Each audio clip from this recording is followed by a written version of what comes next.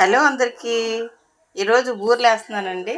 బూరెలకి ఇది పచ్చెనగపప్పు ఉడకబెట్టి బెల్లం వేసి శుభ్రంగా ఉండలు చుట్టానండి. దానికి కావలసిన తోపు, అది తోపు అంటే మినపప్పు, బియ్యము అది మిక్స్ చేసి ఇప్పుడు బాండ్ల పొయ్యి మీద పెట్టాను.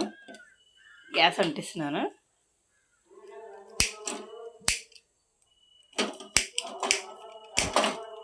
ఓకే,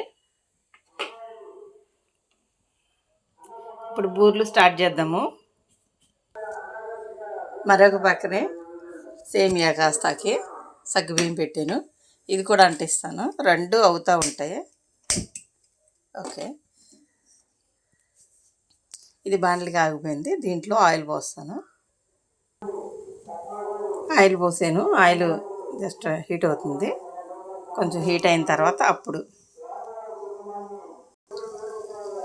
ఇది వేసానండి. ఉడుకుతున్నాయి. అది మేము ఎక్కువ పల్లీల నూనె, వేరుశనగ నూనె వాడతాము. ఈ పక్కనే సేమియా కాగుతుంది. అంటే సగ్గుబియ్యం పెట్టాను, దొడ్డు సగ్గుబియ్యము, నాకు అవే ఇష్టము, అందుకే దొడ్డు సగ్గుబియ్యం పెట్టాను. అవి ఉడుకుతున్నాయి. ఇలాకి పక్కనే బూరెలు ఉడుకుతున్నాయి. అండి, రెడీ అయిపోయింది సేమియా. బూరెలు రెడీ అయిపోయినాయి.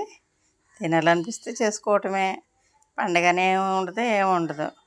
చూద్దాము బూరెలు ఎట్లా ఉన్నాయో. చూసారా, బాగున్నాయి. కోడిగుడ్లే ఉంది. కోడిగుడ్డు లోపల పచ్చని ఉంటుంది కదా, అట్లాగా బాగుంది. తోపు బాగుంది. చూసారా, బాగున్నాయి. కాలిపోతున్నాయి. ఇప్పుడే వేసాను, వేడివేడిగా ఉన్నాయి. ఇక సేమియా అయితే చెప్పవసరం లేదు, కాలిపోతుంది. దాంట్లోనూ కొంచెం మెంతిపిండి వేసుకుంటే డైజెషన్ కూడా బాగా అవుతుందండి. చూసారా, ఇవండి నా బూరెలు. బాగున్నాయి టేస్ట్. మీరు చూస్తున్నారు, చూసిన వాళ్ళు లైక్లు కూడా కొట్టండి, షేర్ చేయండి, సబ్స్క్రైబ్ చేయండి, మర్చిపోమాకండి. మీ అందరికీ విజయదశమి శుభాకాంక్షలు.